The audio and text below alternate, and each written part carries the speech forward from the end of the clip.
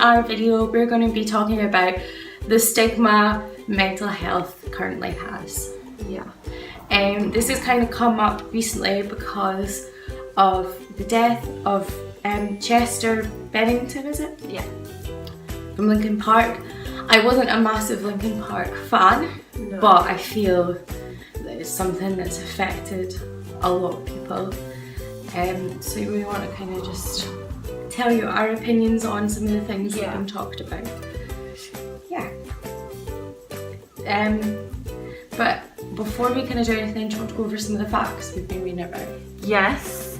So 450 million people suffer from some form of mental health illness, which I think is absolutely insane.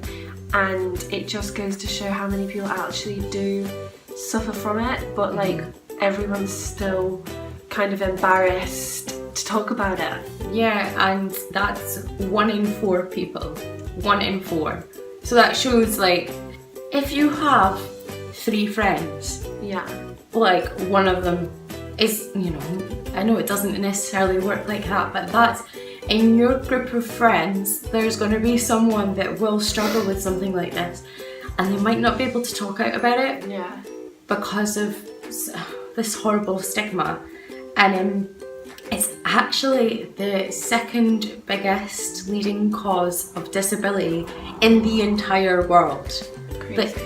The entire world, and yet people still shy away from speaking about it. So yeah, some of the things we've seen on the internet recently. Oh, good. And it's kind of just like shown us how important it is for us to be doing this and to be talking about it, and being so honest about it as well, like not like painting it as like something that's hip or cool, because I know that a lot of people are like, oh, I'm so depressed, and like they're not depressed, but like it just gets thrown around so much. Like they like a grungy style, they're not depressed. They like darkness maybe, and like, you know, gothic clothes or whatever. That's not depression. No, it's definitely not. Nah.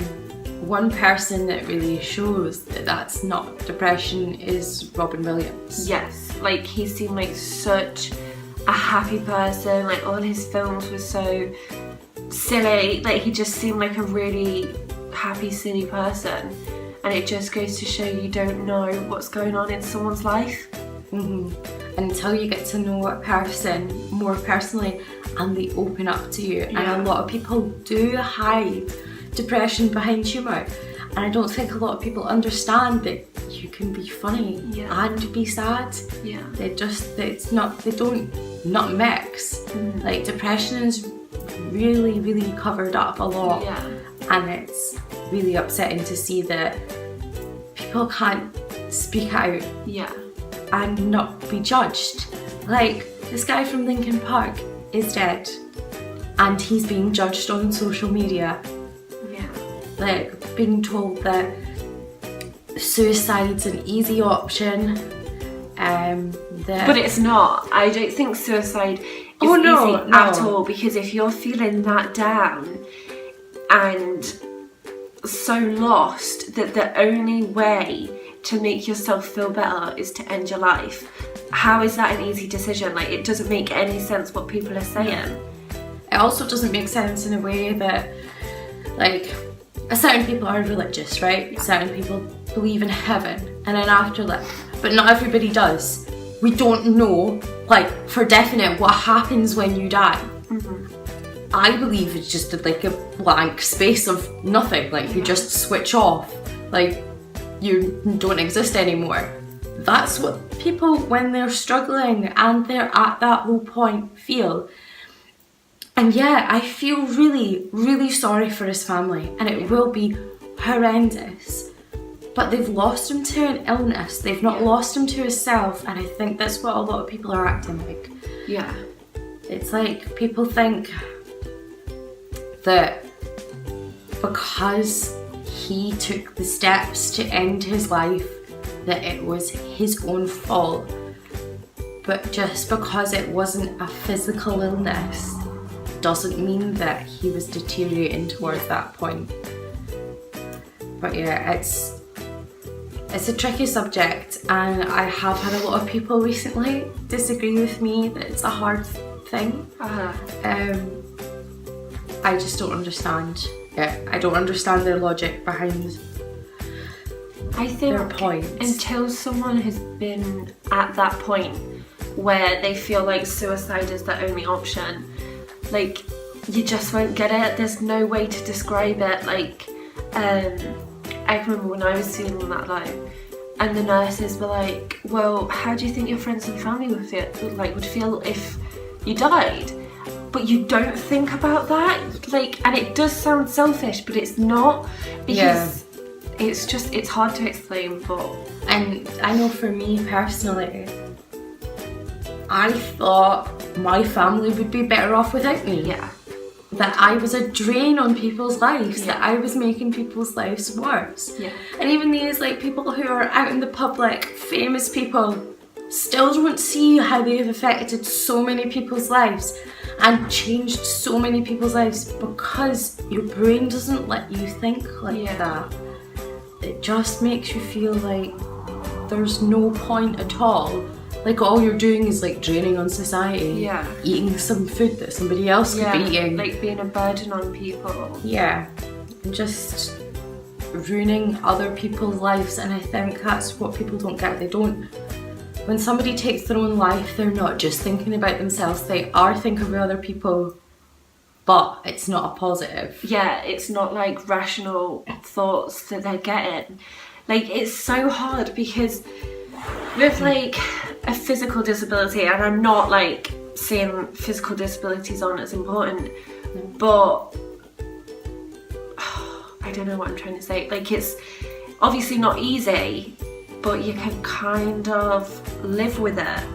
Whereas like with a mental health illness, like with me, the thoughts are like constant, like you can't turn them off, and it's like it does stop you from living your life. Like, a lot of the days I don't want to get out of bed, and like the thought of going out and doing stuff like really affects me. So it is completely life-changing.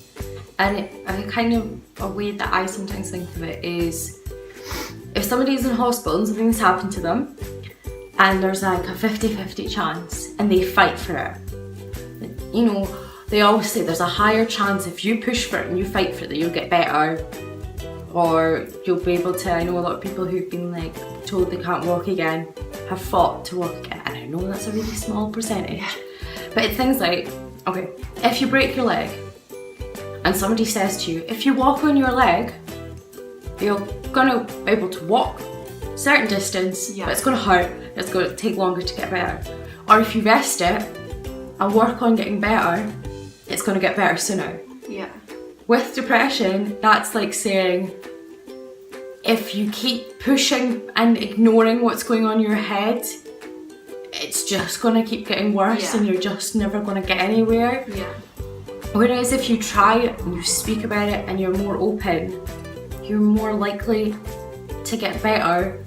But with all of this stigma, and even it's like, it's not just people who don't understand it. There's people who are doctors, nurses, like you were saying, that actually work in the field of mental health. That shouldn't be working. When I was in hospital, there was a lot of nurses that, like, I went into hospital thinking like mental health nurses will be like a lot more understanding, like just be there for you. Like, that's their job, really. Yeah. To be there to support you and talk you through these moods and stuff. And they didn't. Like, a lot of the nurses would just put you in your room and leave you in your room on your own. And like, that's the worst thing for me, yeah. To be on my own when I'm feeling like that. That's the worst thing. But they just didn't seem to care. Like, they were just there for the money. Yeah. And before we did talk about, like, there's different levels of mental health, and there was certain people in the hospital that, well, their mental health also made their learning difficult. Like, they were kind of living in a little isolated bubble. Yeah. And a lot of these people might not get past it.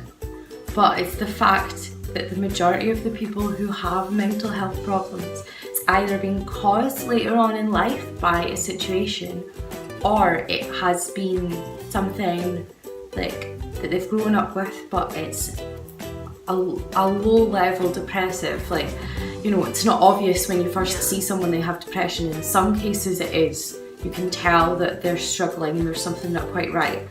Majority of people it's not. Yeah. And I think a lot of nurses just get bored of helping these people who are really struggling, who they know are not going to get anywhere.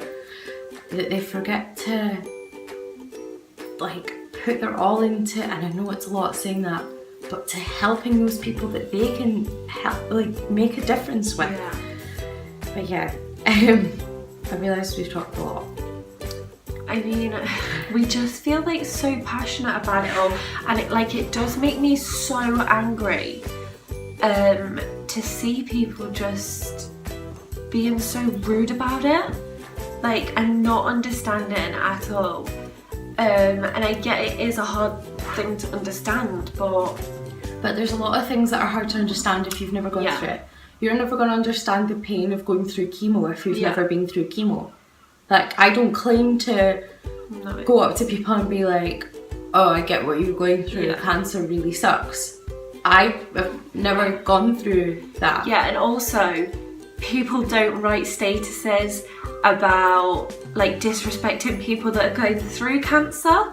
So why do people think it's okay to disrespect someone that is committed suicide or is depressed or whatever? Like, it's not right. Like, this is an illness as well, and I feel like a lot of people think it's made up. Yeah, it's not made up. It is real. It's not attention seeking. It's not anything like that. Yeah, it's this illness that ruins your life, really.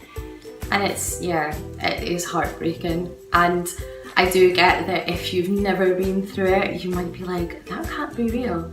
But I'll tell you this, the people who go on the internet and the people who post all this crap saying it's rubbish, you know, it's a joke, it's people being lazy, the way, this sounds horrible, but if you always speak to people like that, you're probably going to find yourself in a situation where you are feeling low. Yeah. And you won't have anyone to turn to because you've spent your entire life saying to people, it's not real, it's pretend. And I hate to even say this, but people I know who've been to that age have been commenting on Facebook saying that suicide isn't an option. And I get it, right? If you're being positive, saying suicide isn't an option, it shouldn't have to be an option. It shouldn't get to that point. But in some cases it is, and the people that have been speaking about this haven't been saying, oh, it shouldn't have to get to that point. They're saying, no, it's petty. Yeah. And I'm like, right, okay, just because when you got to that point, or if you even got to that point, you got support and you got past it, doesn't mean that everybody is like that. Yeah. But yeah. At the end of this, well, at the comments bit, I'll put in some of the information where we got the figures from. Yeah. And we always put in helplines for if anybody is needing support. Obviously, we're not trained medical people in mental health of any sort. Yeah, I mean, if it came to it and you maybe didn't want to speak to a professional, like, we have a Facebook page and you're more than welcome to message us and we can tell you what's helped us. But with the helplines, like, a lot of people like don't want to give their details and stuff, and that's completely fine. You don't have to even give your name. Like, they're just there all the time to just talk through the thoughts that you're having that aren't always rational. And sometimes just talking through the thoughts and like hearing yourself say them, you can be like, wait, that's maybe not a good idea. So definitely, if you're ever feeling that low that you're considering suicide, phone one of the helplines. Please speak to someone. Even if you don't want to phone one of the helplines, but you feel like you can maybe confide in a friend or family, and you feel like maybe they'll judge you. If you're feeling that low, I can tell you right now, they won't. No. They will want you to speak to them to help them. Yeah. Help you. Sorry. Yeah. It's really easy to feel alone in those situations, but you're not alone. Like, there are like 450 people, like 450 million people that are probably like sat in their rooms at the same time you are and considering suicide. Like, you're not alone in this. And as annoying as it used to wind me up so much when people are like, it gets better, but it does. Like, it's just a long process. And it's hard to think it gets better, but a good way to think about it isn't like, oh, I'm going to be so happy, everything's going to be amazing. Think about maybe, like, if I really focus and try and distract myself this week, I might not self-harm. Yes, like, that's set yourself little goals. Like, even like half an hour of doing something, a day, a month, it all turns out to become a big mush, and then you're like, all of a sudden, it's been 3 months. You know, and there is people out there that just even talk to. Yeah. But there's also people out there who can give you support medically as well. But yeah. So a couple other people who have gone through depression that you might not know about. So there's Jim Carney, who's another hilarious guy. J.K. Rowling, who wrote these beautiful, amazing books. Abe Lincoln, Lincoln and Winston Churchill, who both ruled countries. Like, they, obviously it was a lot of hard work, but think about how amazing these people are. Yeah. And remember, they've suffered. If you're suffering, you're just the same. You are. We're all people. Yeah. So that's our little rant over. I say little, it's like 20 minutes worth of rant. Yeah, so if you watched all of it, thank you very much. Yes. If you skipped some of it, thank you as well. But yeah. Like, subscribe, and if you need help, always get it. It's not a sign of weakness to ask for help. It's just natural. Thank you, as always. Yep. Goodbye. Bye.